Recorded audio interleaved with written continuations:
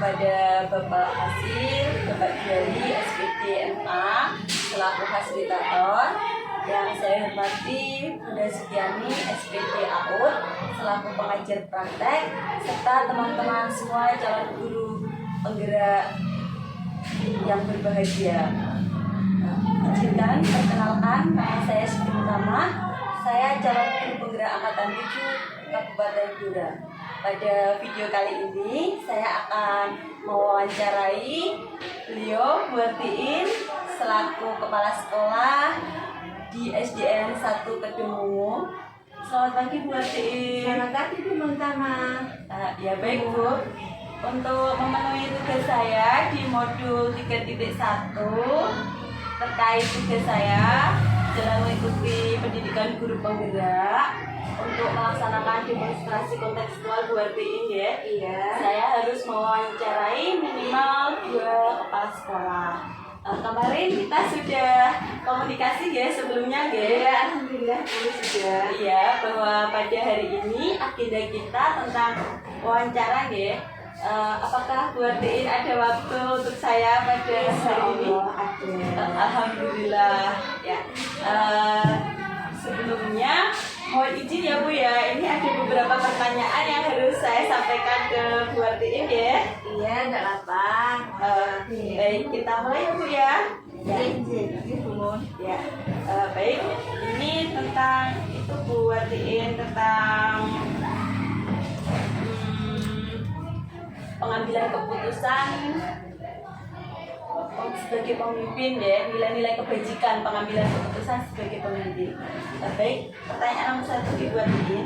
Selama ini bagaimana Bu Artiin dapat mengidentifikasi kasus-kasus yang merupakan delima etika atau rujukan moral Bu? Bagaimana caranya? Baik Bu Muntama, untuk mengidentifikasi suatu kasus, apakah kasus itu masuk di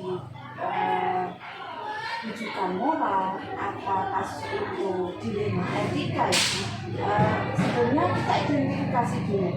Kan berbeda ya Bu ya, untuk kasus dilema etika maupun kasus dilema rujukan moral. Karena kasus dilema etika itu ada 2 kasus yang memang bertentangan tetapi sama-sama benar Bu. Kemudian untuk kasus yang rujukan moral itu antara benar dan salah. Terkadang kita ada kaitannya dengan hukum juga Bu. Misalnya kasus itu. Nah, oleh karena itu, karena kita harus identifikasi dulu antara masuk di kasus etika atau rujukan moral. Kalau kita sudah tahu ya, baru kita akan mengambil keputusan melalui prosedur seperti itu. Berarti yang bisa saya tangkap tadi dalam pengambilan atau mengidentifikasi kasus-kasus yang merupakan dilema etika dan rujukan moral, Bu Artiin mengidentifikasi dulu ya kasusnya itu ya. Baik, luar biasa sekali Bu Artiin ya. Berikutnya pertanyaan kedua ini Bu Artiin ya. Selama ini bagaimana Bu Artiin menjalankan pengambilan keputusan di sekolah Bu Artiin? Terutama untuk kasus-kasus di mana ada 2 kepentingan yang sama-sama benar atau sama-sama mengandung nilai kebajikan. Baik Bu Mun, itu berarti yang Bu Mun maksudnya dari kasus dilema etika itu ya Bu ya, sama-sama benar dalam benar itu ya. Baik Bu, dengan apa yang saya laksanakan Bu ketika menghadapi kasus yang dilema etika tadi, yang pertama itu saya memetakan 4 paradigma Bu. Dilema etika yaitu individu melawan masyarakat, rasa keadilan melawan rasa kasihan, kemudian kebenaran melawan kesetiaan, dan jangka panjang apa jangka pendek kasus tersebut. Kemudian dalam pengambilan keputusan itu juga saya menggunakan 2 prinsip. Masalahnya kita sebagai seorang pemimpin kan harus bijaksana ya Bu dalam pengambilan keputusan.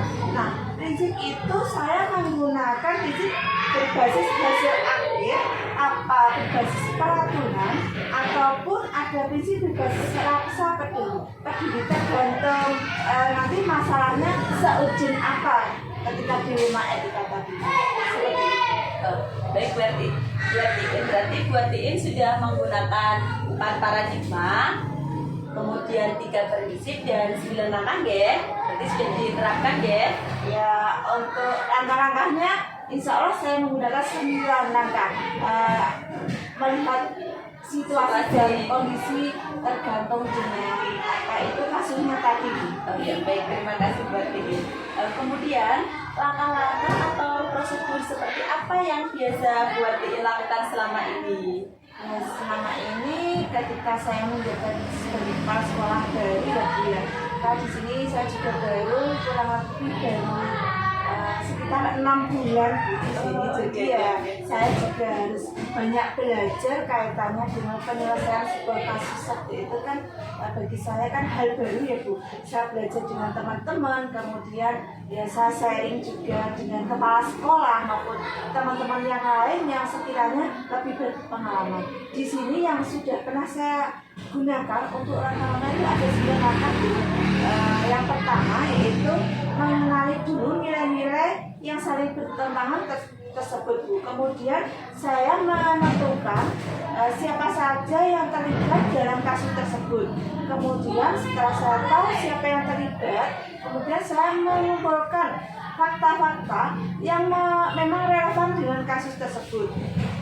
Kemudian setelah ketemu, baru saya mengadakan pengujian benar atau salah. Saya juga mengadakan uji regulasi, uji intuisi untuk mengambil keputusan tersebut dan merupakan uji keputusan panutan atau idola seperti itu. Kemudian di situ juga saya menggunakan pengujian dengan paradigma benar lawan benar karena tadi dilema etika ya Bu ya. Kemudian saya juga menggunakan investigasi dengan opsi trilema.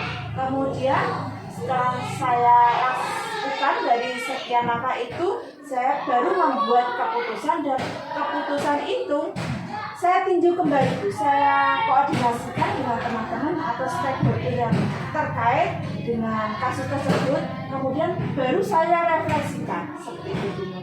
Baik Bu Atiin, berarti Bu Atiin dalam pengambilan keputusan tadi menggunakan 4 paradigma ya, 3 prinsip dan 9 langkah, kemudian juga melibatkan orang lain ya di sini. Baik, sangat luar biasa sekali jawaban dari Bu Atiin. Bu Mun biasa aja. Ini sering ya Bu ya, sama-sama belajar Bu Mun. Iya, belajar. Kemudian pertanyaan berikutnya Bu Atiin ya, hal-hal apa saja yang selama ini Bu Atiin anggap efektif dalam pengambilan keputusan pada kasus-kasus dilema etika Bu? Baik Bu Mun, sebagai kepala sekolah, sebagai pimpinan di sekolah tersebut, saya harus mengambil keputusan dengan penuh tanggung jawab ya Bu. Apalagi saya kan meskipun sebagai kepala sekolah kan saya juga guru ya Bu, yang diberi tugas tambahan sehingga saya juga harus menguasai kompetensi dasar. Salah satunya kompetensi tersebut adalah kompetensi sosial yang di dalamnya itu memuat aspek sosial emosional yang nantinya berpengaruh dalam pengambilan keputusan terutama kasus dilema etika. Dan di situ juga dalam kompetensi sosial emosional yang baik itu menghasilkan keputusan yang memang mendasarkan pada nilai-nilai kebajikan dengan mengutamakan kebutuhan murid atau guru yang tentunya saya juga siap dengan segala konsekuensi dari keputusan tersebut. Nah nanti dari kasus-kasus dilema tadi saya sebagai kepala sekolah itu mempunyai gambaran gambarannya apa? Yaitu lebih konseptual tentang masalah yang melibatkan dilema etika, digital moral, serta saya dapat membedakannya. Selanjutnya, saya berharap ketika pengambilan keputusan itu tadi mampu menyelesaikan kasus tersebut sehingga akan berdampak positif sehingga tercipta lingkungan yang aman, nyaman, dan tentram. seperti itu. Berarti dalam pengambilan keputusan buat itu dengan melakukan rasa tanggung jawab ya, terus kemudian mempunyai 4 kompetensi yang harus diterapkan untuk pengambilan keputusan. Tujuannya adalah untuk membuat sekolah itu merasa nyaman, tentram, dan tetap kondusif ya. Itu berarti tujuannya untuk murid ya Bu ya, dan untuk semua guru juga ya, dan untuk masyarakat ya, untuk Kasus masyarakat. yang kita selesaikan apakah dengan murid, apa dengan guru, ataupun dengan lingkungan sekitar yang kaitannya dengan kegiatan di sekolah kami ya. Baik, berarti ini ya. Kemudian untuk pertanyaan berikutnya, hal apa saja yang selama ini menjadi tantangan buat Tiin ya sebagai kepala sekolah dalam pengambilan keputusan pada kasus-kasus dilema etika Bu? Baik, Umum, untuk tantangan itu pasti ada Bu. Karena saya sebagai kepala sekolah baru belajar ya Bu ya, belajar tantangan ada ketika dulu sebelum saya ya Bu, kepala sekolah yang dulu mungkin pengennya dalam penyelesaian satu kasus seperti ini dengan menggunakan cara-cara, strategi maupun metode yang seperti ini. Berbeda dengan yang saya laksanakan. Saya pengennya dengan metode yang seperti ini, dengan strategi yang seperti ini. Tapi kita kan ada di lingkungan sekolah, warga sekolah itu kan banyak sekali karakteristik guru dari masing-masing guru itu kan berbeda-beda.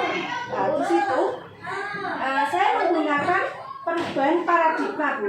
Di situ karena saya menyadari bahwa anggota komunitas itu mempunyai pola pikir maupun alur berpikir itu tidak apa ya Bu, istilahnya tidak menerima serta-merta apa yang saya putuskan, karena kan ini tentu baik untuk saya dan belum tentu baik untuk teman-teman semua ya Bu ya.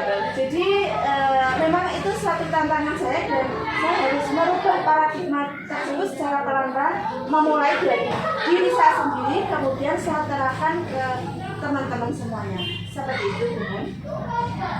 Berarti ini pengalamannya buat Tiin tentang kasus-kasus di sekolah ya. Kemudian buat Tiin mencoba untuk merubah paradigma berawal dari diri kita sendiri ya buat Tiin ya. Kemudian kita mulai menata dan tentunya kedepannya tujuannya adalah untuk lebih baik lagi dari sebelumnya ya sekali.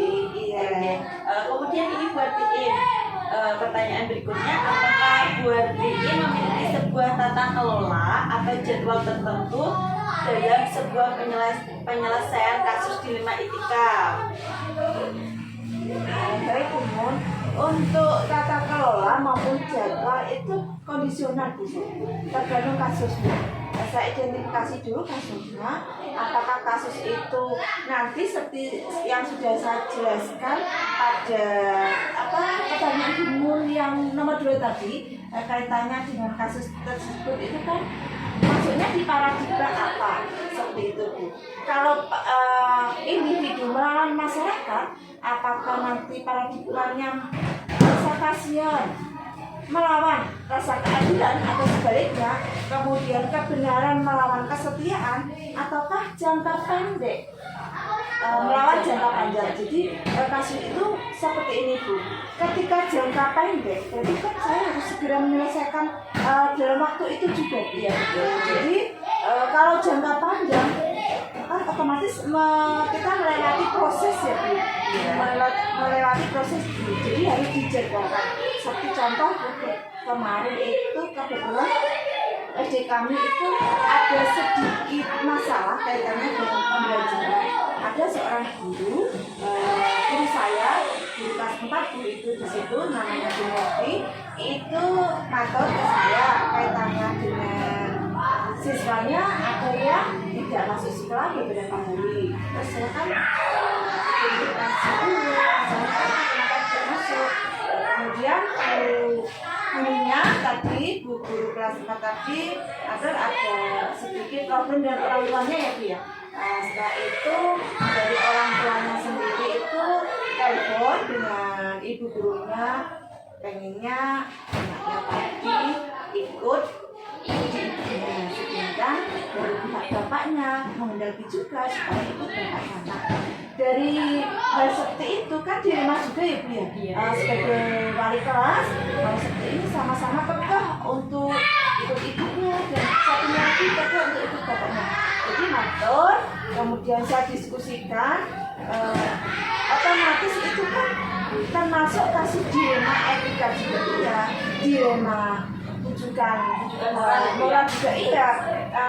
Menurut saya kalau dilema etika kan dua pilihan sama-sama benar ya, otomatis dari kedua belah pihak orang tuanya kan sama-sama berhak untuk mengasuh, mendidik anak, menyekolah anak ya Bu ya, sama-sama. Ibunya juga bisa benar, bapaknya juga benar. Di sisi lain, kenapa saya katakan dilema rujukan moral? Karena di situ juga menyangkut dengan hukum.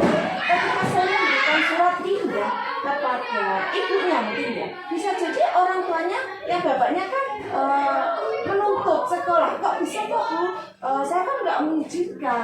Akhirnya Bu Watin sebagai kepala sekolah itu ya bertindak bijak seperti ya. Jadi saya takut nanti ada kita bermasalah dengan hukum. Akhirnya saya dengan mempertimbangkan hal tersebut, saya mengajak berdiskusi kedua belah pihak. Alhamdulillah mereka dari pihak bapak dan ibu sama-sama setuju supaya nanti anak tetap ikut ibunya dengan syarat nanti setelah selesai mendapatkan nilai hasil akhir rapot ini kan mau kenaikan kelas ya, itu termasuk jangka panjang Bu. Jadi saya menjadwalkan dulu tidak hari itu selesai tidak, karena memang kan kita harus memberikan nilai dulu hasil rapor untuk nanti kita dibuat surat pindah ya, surat pindah itu kan ada rapot, ada surat pindah. Jadi ketika di sekolah baru nanti juga diterima sesuai dengan prosedur. Seperti itu Bu.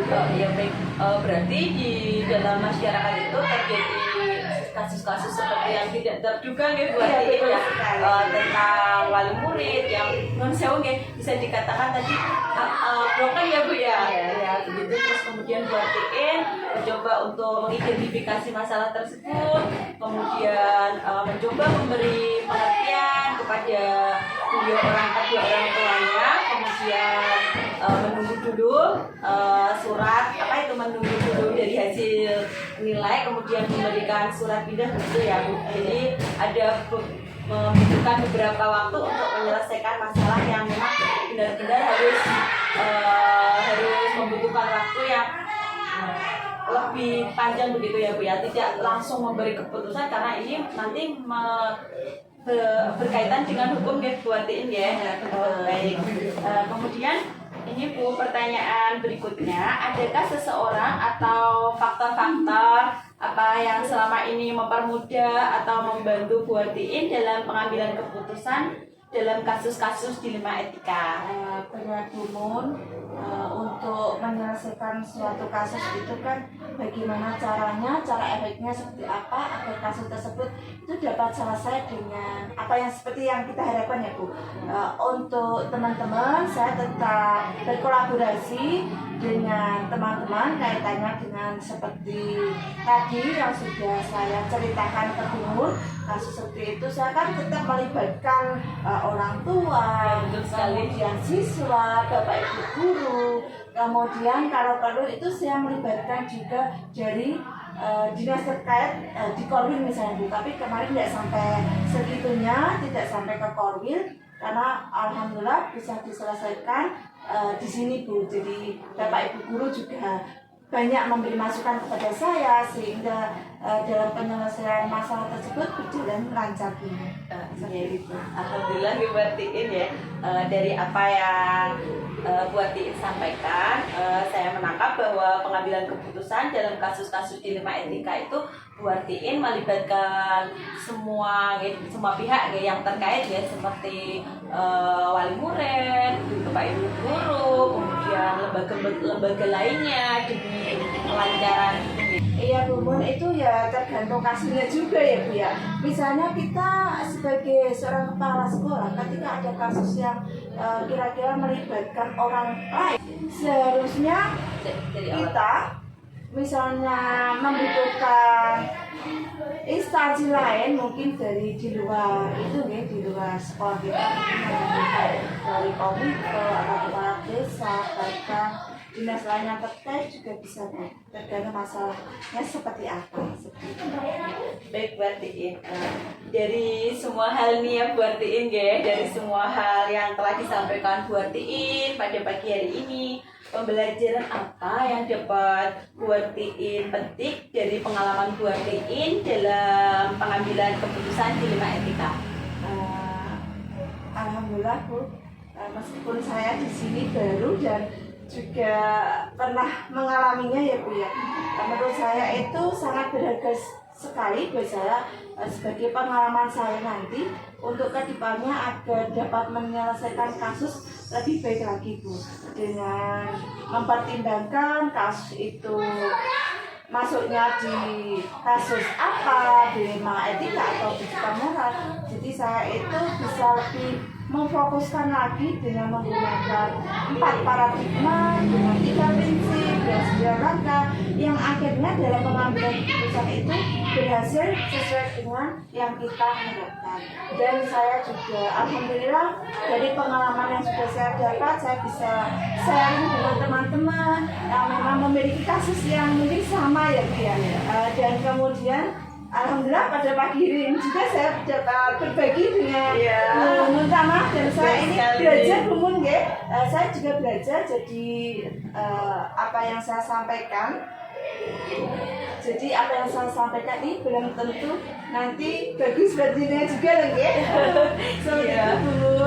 Semoga bermanfaat. Ya baik, dari kalau kita sudah bisa menyelesaikan kasus, tentu saja perasaannya Bu Artiin lebih lega, lebih plong, begitu ya? Iya, alhamdulillah senang Bu ketika kita dapat mengatasi sebuah masalah dan orang lain itu bisa menerima dan masalah itu bisa selesai Bu.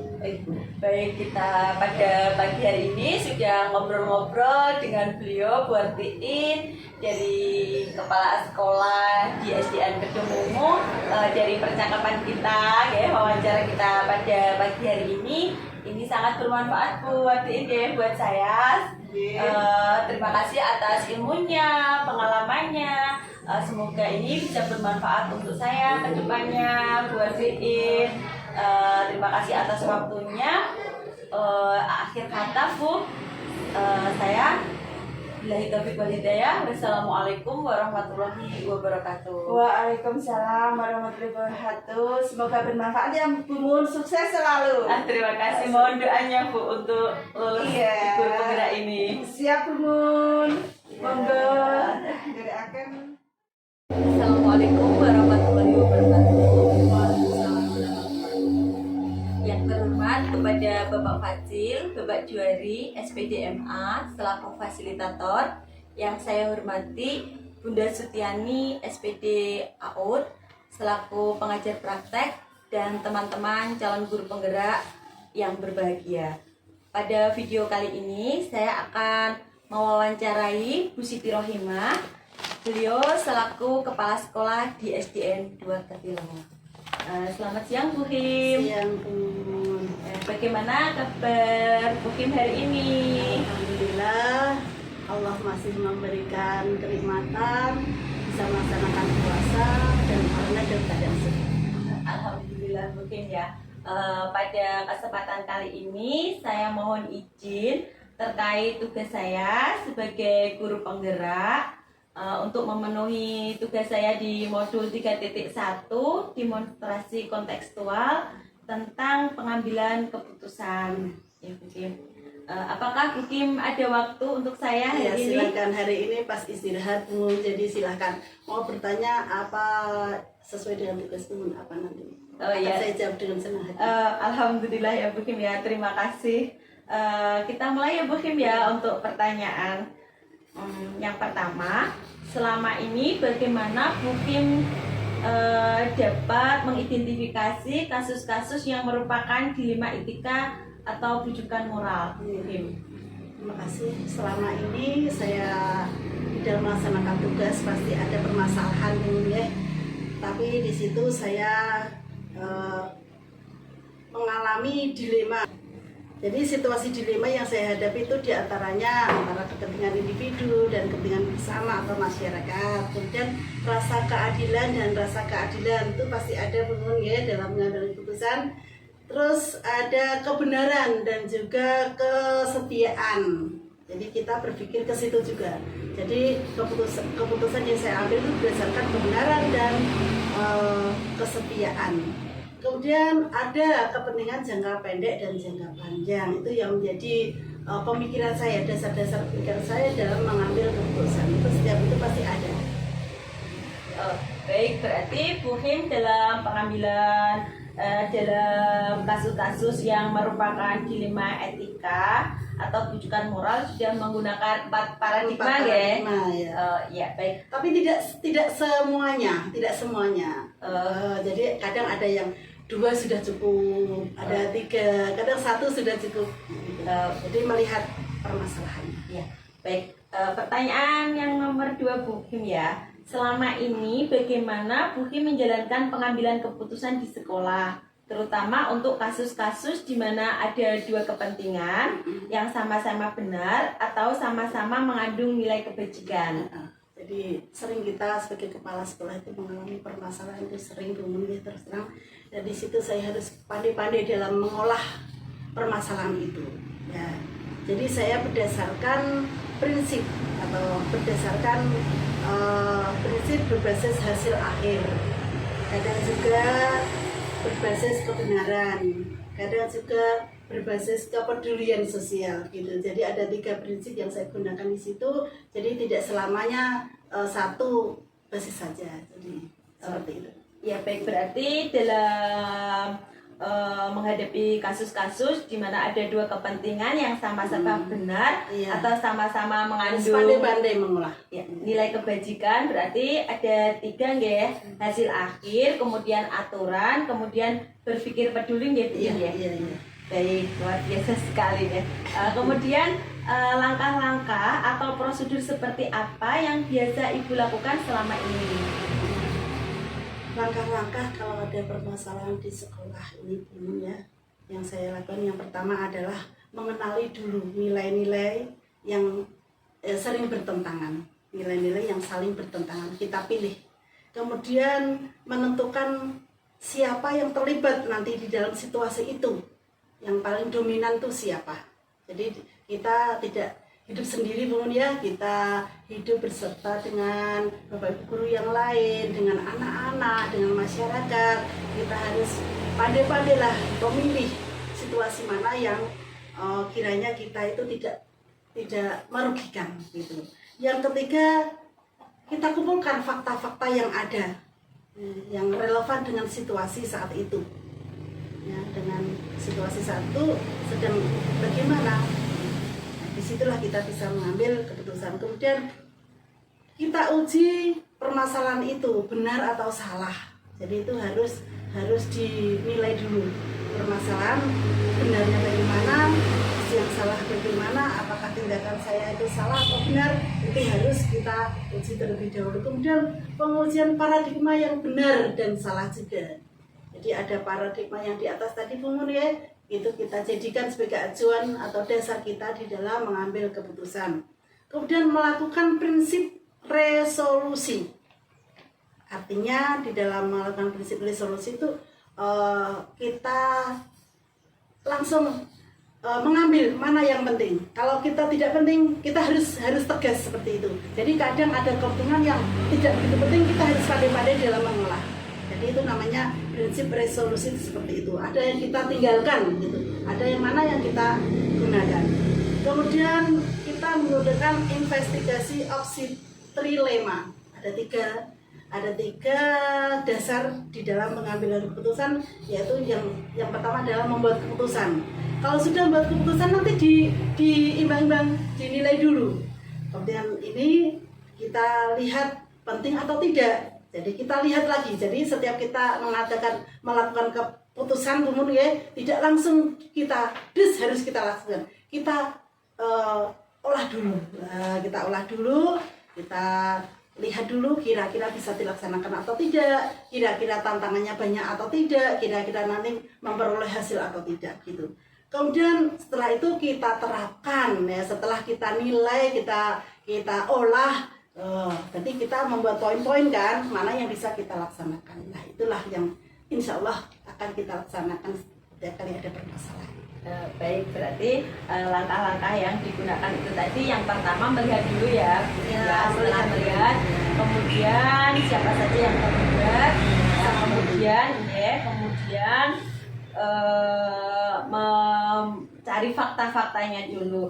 Sangat luar biasa sekali. Kemudian untuk pertanyaan nomor 4 ini Bu Kim ya, hal-hal apa saja yang selama ini Bu Kim lakukan ya, Bu Kim anggap efektif dalam pengambilan keputusan pada kasus-kasus dilema etika?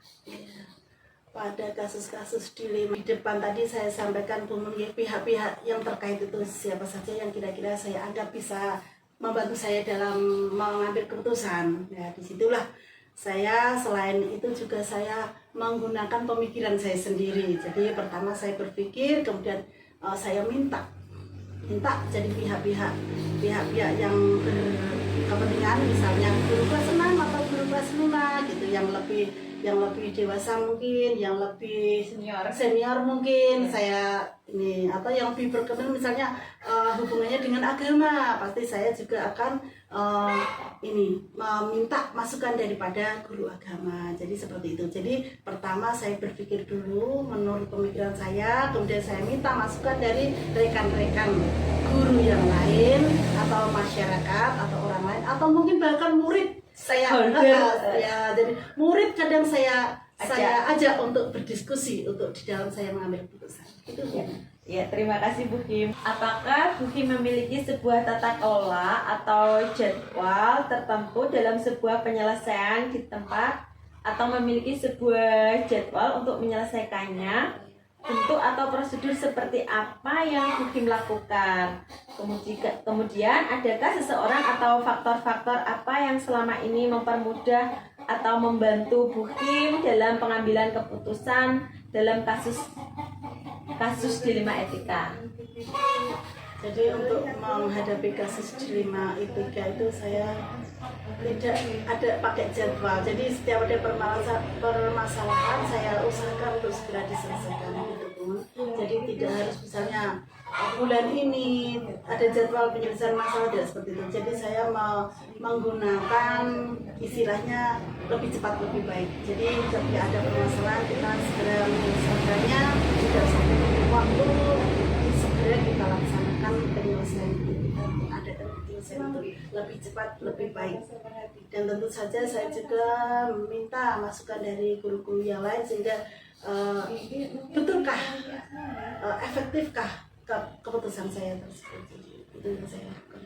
Ya, baik Bu Kim, dari semua hal yang telah disampaikan ini Bu Kim ya, pembelajaran apa nih yang Bu Kim dapat petik dari pengalaman Bu Kim mengambil keputusan dilema etika begitu? Ya, tentu saja yang sudah saya alami karena jadi kepala sekolah itu juga banyak permasalahannya. Jadi kadang kita berhasil seluruhnya, kadang juga ada kegagalan, itu hal yang biasa. Tapi semua saya petik pengalaman ketika saya mengambil keputusan ini. Jadi yang pertama adalah kita memahami dulu konteks permasalahan itu di bagian mana. Jadi pihak-pihak mana yang terkait dalam permasalahan ini. Saya mau mengolah dulu. Jadi saya ini permasalahannya letaknya di mana permasalahan itu. Kemudian saya mengkoordinasikan bagaimana saya bisa menyelesaikan permasalahan itu. Tidak mungkin saya bisa mengatasi sendiri. Saya pasti mengkoordinasi dengan Bapak Ibu guru yang lain yang terkait, sehingga dalam keputusan saya ini tidak merugikan salah satu pihak. Bahkan keputusan saya ini saya anggap efektif karena tidak hanya melewati 1-2 orang pemikiran atau 1-2 langkah pemikiran, berbagai langkah, sehingga kita bisa menghasilkan keputusan yang terbaik.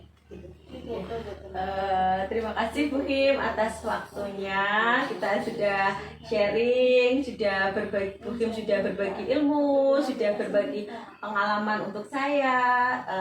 dan mohon doanya Bu Him dalam saya mengikuti pendidikan guru penggerak ini. Semoga saya berjalan dengan lancar, diberi kemudahan, dan Amin. semoga lulus sesuai harapan kami Amin. bersama ya. Ya, semoga Bu Mun di dalam mengikuti kegiatan guru penggerak bisa lancar dan nanti lolos menjadi kepala sekolah yang berprestasi, kepala sekolah yang memiliki kebijakan untuk sekolahnya yang bisa diandalkan di dalam sebagai pimpinan dari sebuah sekolah atau institusi. Ya, terima kasih. Ya. Alhamdulillah.